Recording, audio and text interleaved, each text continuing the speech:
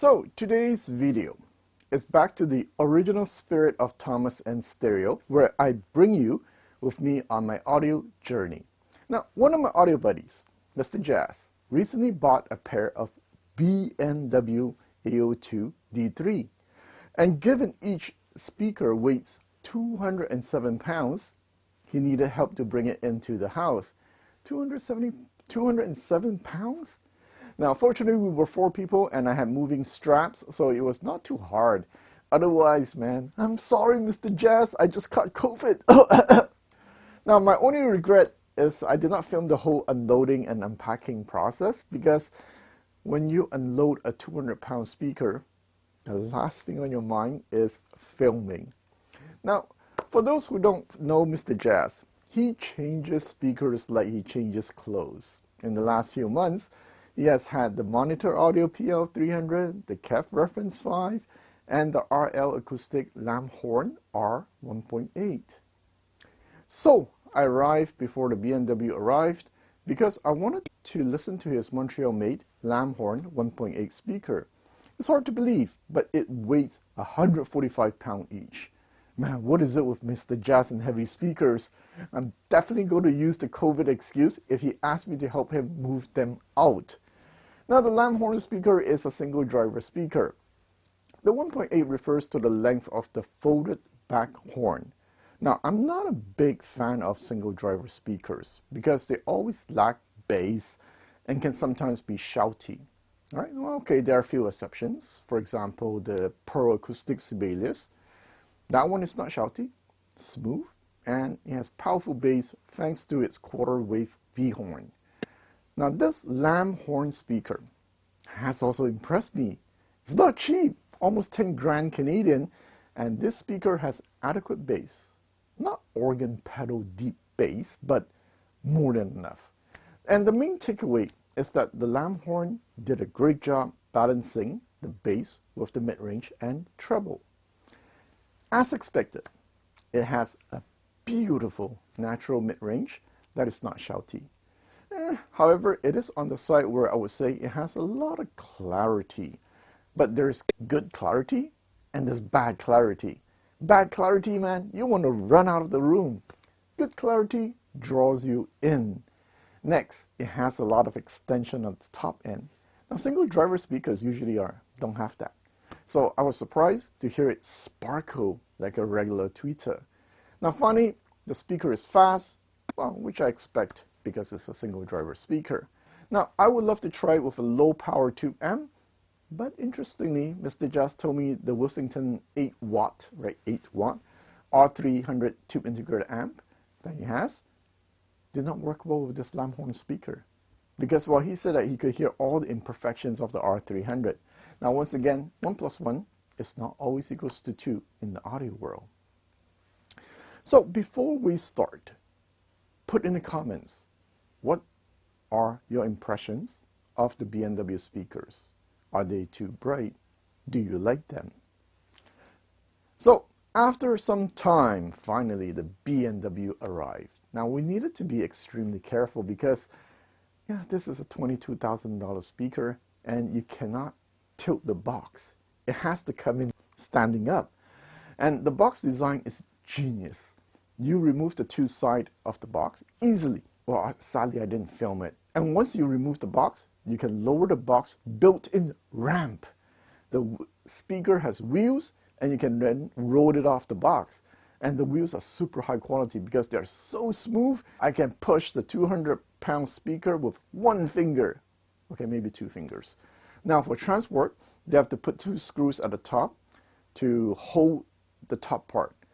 And to set up, you just need to remove them and slide in this whatever metal thingy.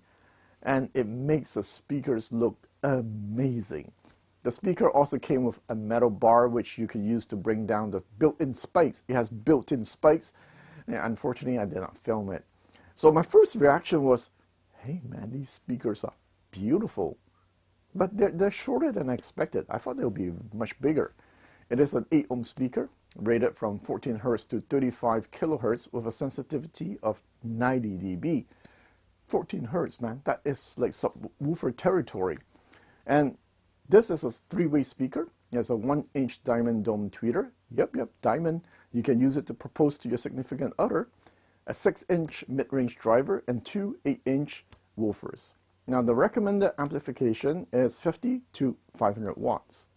So how did the A02 D3 sound?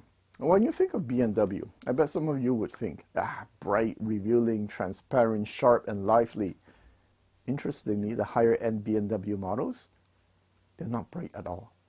And yet, there's still plenty of detail and resolution. The tweeter does not call attention to itself. You know, many low-end BMW speakers, the tweeter is like, hey, I'm over here, see what I can do. No, man. I have also noticed that with a few other speaker companies, like Focal also. The lower-end model is super bright, and the high-end models are neutral. Next, maybe because it is neutral overall, neutral.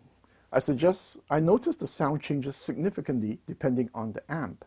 So we tested with 4 amps, the Mcintosh MA9500, the Galion TS A75, the TS A20, and a Burmester integrated amp.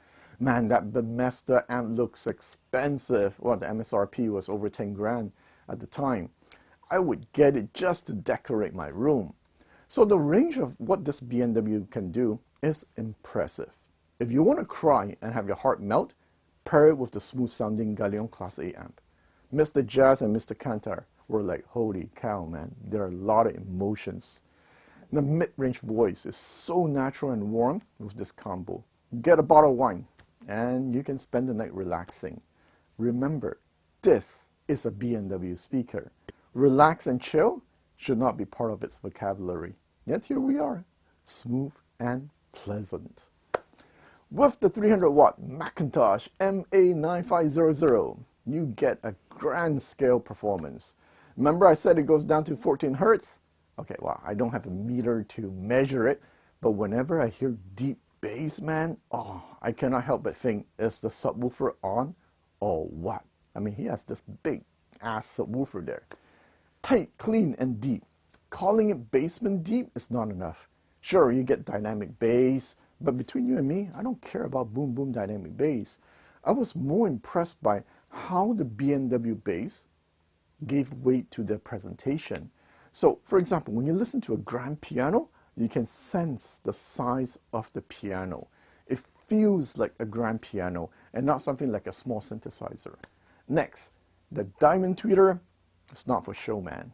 The best part is that it is not tilted up and the decay is slightly extended, giving it that live 3D feel with a lot of air. Now, this is my favorite type of tweeter where the decay is long. Now, I'm not too fond of tweeters with short decay, like some, I don't know, AMT tweeters, for example. Like, I'm not a fan of those. Next, the soundstage feels anchored because of the solid low-end performance. For some speakers, you can feel like things are floating in the soundstage or instead of being firmly grounded, but this BMW is firmly grounded. So in short, these speakers have a natural and mature sound in the sense that nothing feels forced and there's no need to exaggerate anything to impress you. Well, the bass can be a bit strong, but that is us without spending time fine-tuning the system. That is the only negative with the Mcintosh combo. The bass is slightly too much, and we worry it can lead to listening fatigue. Fortunately, the Mcintosh MA9500 has a high-quality equalizer, and yeah, we can tone down the bass as much as we want.